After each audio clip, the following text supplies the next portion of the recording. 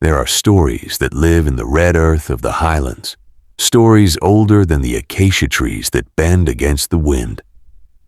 This is one of them. They say that long ago, before the railway cut through the savannah, before borders were drawn on maps, there lived a shepherd named Kamau. He was not a rich man. He was not a powerful man, but he possessed something rare. He listened when the world spoke. Kamau lived in the shadow of Mount Kirinyaga, that great mountain the colonial maps would later call by another name. His home was a small stone hut with a roof of dried grass, and his wealth consisted of 47 goats, each one known to him by name and temperament. Every morning, before the sun burned the mist from the valleys, Kamau would lead his herd up the hillsides, where the grass grew sweet and thick. He knew every path, every water source, every place where leopards might wait in the long shadows of evening. The other shepherds thought him strange because he walked alone, because he did not join their conversations at the watering holes, because he seemed to prefer the company of silence. But Kamau was not unfriendly. He simply understood that silence has its own language. His wife, Nyambara, was a woman of practical wisdom. She kept their small shamba, their garden, with the same care Kamau gave his goats. She grew beans and maize and sweet potatoes, and she knew the healing properties of every plant that grew on the mountainside. In the evenings, they would sit together outside their hut, and she would tell him the news from the market, the marriages and births, the disputes between neighbors, all the human weather that fills a community. Kamau would listen, nodding, but his eyes often drifted to the horizon where clouds gathered and dispersed according to rhythms only they understood. "You are here, but not here," Nyambara would say, not unkindly. "Where does your mind go, husband?" "I am listening," he would reply. "To what?" "I am the one speaking." "To everything else." She would shake her head, but there was affection in her exasperation. After 15 years of marriage, she knew this was simply who he was. The trouble began in the season of long rains that failed to arrive. At first, no one worried. The rains had been late before. But as weeks passed and the sky remained a hard, bright blue, anxiety crept into the village like a thief. The maize in the fields grew stunted and yellow. The river that ran through the valley shrank to a trickle, then to scattered pools of muddy water. The goats grew thin. The cattle, those symbols of wealth and status, began to die. The elders called a meeting. They sat in a circle under the great fig tree that had stood in the village center for more generations than anyone could count. The young men argued for driving the herds to distant grazing lands. The women worried about the children, already showing the slight swelling of bellies that comes from hunger. The old men spoke of droughts they had survived before, but their voices carried uncertainty. Finally, it was decided. They would consult Wanjiru, the old woman who lived alone on the far side of the mountain. Some called her a prophet, others called her mad, but everyone agreed she knew things that ordinary people did not. The journey to Wanjiru's dwelling took half a day. Kamau went with 3 elders, climbing higher into the mountain than most people ever ventured. The path was steep and rocky, winding through groves of giant bamboo that creaked and whispered in the wind. They found her sitting outside a cave, so old she seemed almost transparent, as if she were becoming part of the mountain itself. Her eyes were clouded with cataracts, but when she turned her face toward them, Kamau felt certain she could see more clearly than any of them. "The rain has forgotten you," she said before anyone spoke. The eldest of the group, a man named Gitonga, cleared his throat. "Mother, we have come to ask. I know why you have come. You want me to tell you when the rain will return." "Yes, mother." "The rain will return when someone remembers how to speak its language." The elders looked at each other, confused. Gitonga tried again. "Mother, We do not understand. What language? Should we make sacrifices? Should we? But Wanjiru had already turned her face away, back toward the valley below. The audience was over. On the walk back down the mountain, the elders debated what her words meant. They talked of old rituals that had been abandoned, of sacred sites that had been neglected, of offenses against the ancestors that needed to be put right. Kamau said nothing, but her words had planted themselves in his mind like seeds in fertile soil. That night, Kamau could not sleep. He rose while Nyambura still dreamed and walked out into the darkness. The stars overhead were so bright they seemed to hum with their own light. He walked without destination, letting his feet find their own way, until he stood on a high outcropping of rock overlooking the valley.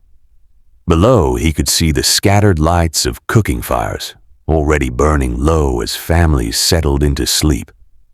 Above, the vast wheel of the galaxy turned with patient indifference, and all around, the night spoke in its many voices, the chirping of insects, the distant cough of a leopard, the rustle of small creatures in the dry grass.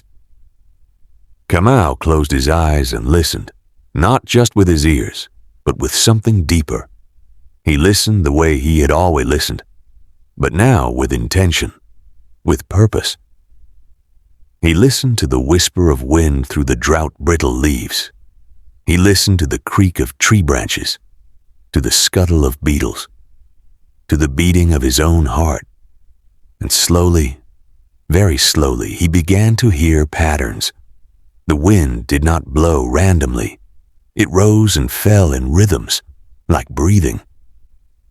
The insects did not chirp in chaos, but in waves of sound that ebbed and flowed. Even the dry grass rasping against itself seemed to carry meaning, if only he could decipher it. He stood there until the sky began to pale in the east, until the night sounds gave way to the first tentative calls of birds greeting the dawn. When he returned home, Nyambura was awake, grinding millet for their morning porridge. "Where did you go?" she asked. "To listen," he said. She looked at him with worry in her eyes. "Husband, you are not eating enough. This drought is making you strange." But Kamau only smiled and went to check on his goats. From that night forward, Kamau became a student of the world's speech. Each day, as he led his goats across the parched hillsides, he paid attention to everything. He noticed that certain birds appeared before changes in the weather. He observed that the goats became restless when storms were building, even when the sky showed no sign of clouds. He watched how the ants moved their colonies to higher ground, how the termites sealed their mounds, how the spiders spun their webs in patterns that seemed to predict the wind. But it was the clouds that became his greatest teachers. Even in drought, clouds still formed.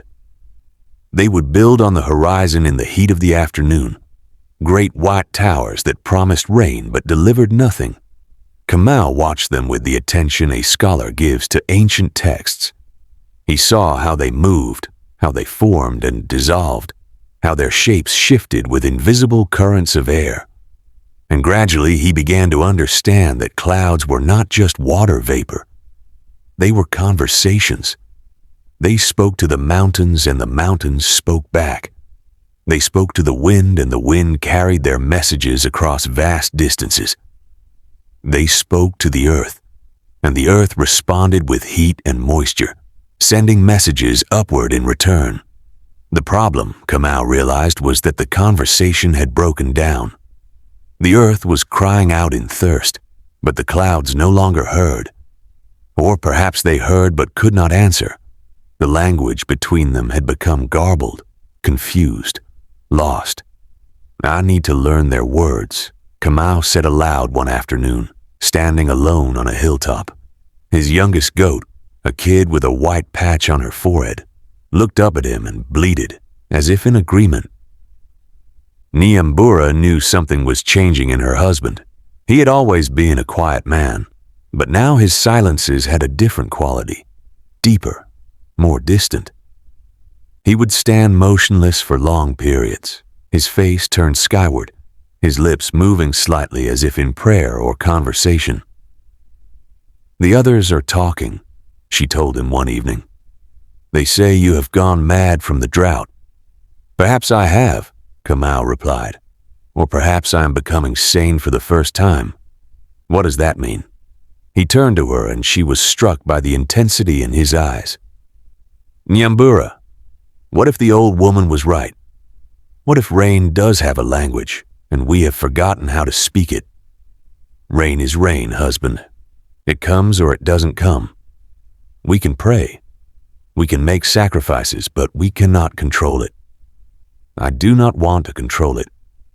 I want to speak with it, to ask it to return." She studied his face in the firelight. "And have you learned this language?" "I am beginning to. But there is one thing I do not understand yet." "What is that?" "What the rain wants in return." Nyambura felt a chill despite the warmth of the evening. "What do you mean, what it wants?" "Every conversation has two sides. I can learn to speak to the rain, but why should it listen? Why should it answer? There must be an exchange." "You are frightening me." Kamau reached out and took her hands. "Do not be frightened. I'm trying to save us. All of us." That night he dreamed of rain for the first time in months. In the dream, he stood in a downpour so heavy he could barely see. The rain was not cold but warm, almost blood temperature, and it spoke to him in a voice that was both many. Thunder rolled across the mountain, not threatening but jubilant, like drums celebrating a festival. Lightning split the sky, illuminating the world in stark flashes of white. And Kamau stood in the center of it all, his arms spread wide, his face turned upward, letting the rain soak him to the bone. He was the witness. He was the one who remembered. He was the bridge between earth and sky, between people and rain, between forgetting and remembering. The storm raged for hours. The rain fell so heavily that waterfalls appeared on the mountain sides, cascading down slopes that had been dry for months. The parched earth drank and finally could drink no more, and streams began to form, rushing downward, joining together, becoming rivers. In the valley below, people ran from their homes, laughing and crying at once. They stood in the rain with their faces raised, letting it wash away months of dust and despair. Children danced in puddles. Women held out basins and pots to catch the precious water. Men shouted prayers of thanksgiving to whatever god they held dear. And on the mountain, Kamau stood in the rain until his legs could no longer hold him. He sank to his knees, then to his side, curling around himself as the storm raged on.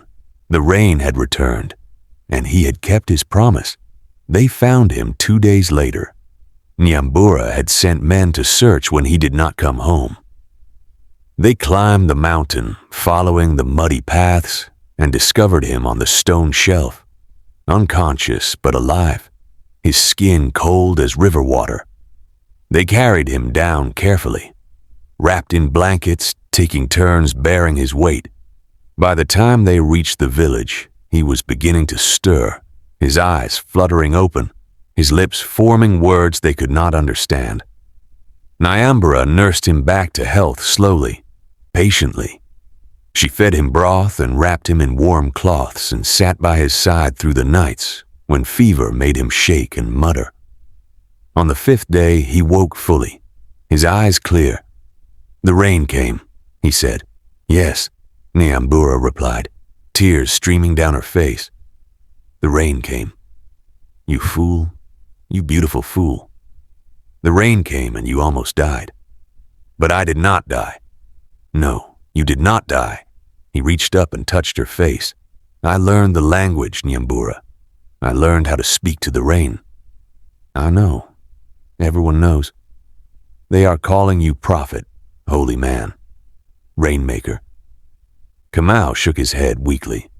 I am none of those things. I am only someone who learned to listen. The rains continued for the rest of the season, not constant but regular, falling in the rhythms the land needed. The crops recovered, the rivers filled, the cattle and goats grew fat once more. The crisis passed. But something had changed in the village, in the whole region. People began to pay attention differently. They noticed the signs they had ignored, the behavior of birds and insects, the patterns of clouds, the language of the wind. The old knowledge, which had been slipping away, was suddenly valued again. Parents taught their children to watch the weather as Kamau watched it. Farmers consulted the sky before planting. Shepherds learned to read the signs that Kamau had discovered, and Kamau himself became a teacher, though he never sought the role. People would come to him with questions. Is the rain coming? Will the harvest be good? What do the clouds mean? He would answer when he could, but more often he would say, look for yourself. Listen, the world is always speaking. You only need to pay attention. He lived for many more years, Kamau the shepherd who had learned the rain's language. His goats multiplied again. His home remained simple, but he was content in a way that wealth could never provide. Sometimes in the evenings, he and Nyambura would sit outside their hut as they always had, watching the sky. Do you still speak to the rain? She would ask. Every day, he would reply. Not with words, just by remembering, by being grateful. That is all it ever wanted, to be seen, to be honored, to be loved. And does it answer? Kamau would smile. What do you think? Look at the fields. Look at the rivers. Look at the children playing in the puddles after the afternoon showers. The rain answers every day. And so the story ends, as all stories must. But the lesson continues, passed down from generation to generation, not just in that village, but anywhere people remember to listen, to watch, to pay attention to the world's speech. Because rain does have a language, as do wind and stone, river and root, cloud and earth. Comment where you are watching from, and we can learn it if we choose to. All it requires is that we stop treating the world as a thing to be used and start treating it as a voice to be heard. A partner in the great conversation of existence. Kamau understood this. He was not a prophet or a holy man. He was simply someone who learned to listen. And in listening, he saved his people.